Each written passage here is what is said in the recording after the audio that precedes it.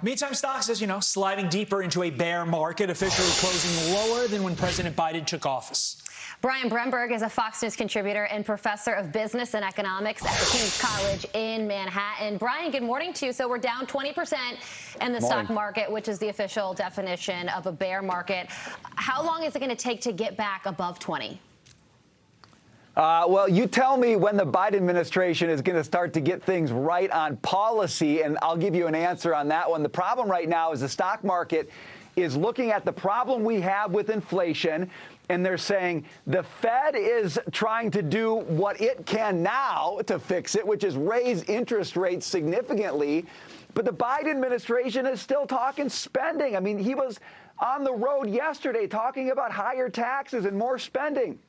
People are concerned about recession. They're concerned about prices. They're starting to get concerned about jobs if we get a recession. And the Biden administration is completely on the wrong page, on the wrong foot.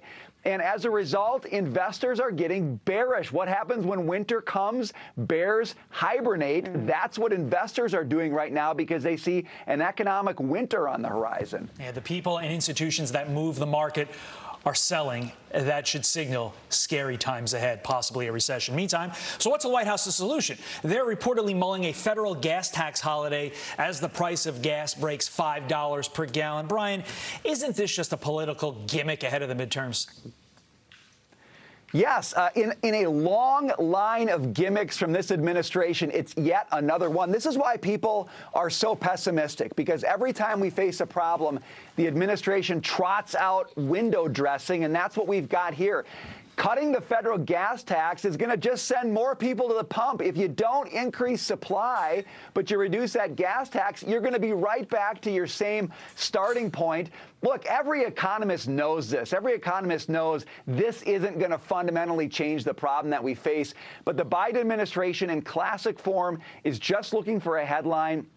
That's what the gas tax holiday would give them, but it doesn't do anything in substance for the economy, just like all of the other things that they have tried, which is why we are in the position we're in. It's an abdication of responsibility, and it's coming at the price of higher everything for consumers and families.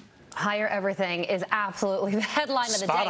It's been the headline of the month, couple months, the year, unfortunately. Except for stocks. Except for stocks. Yep. Higher everything except for stocks. That's so true.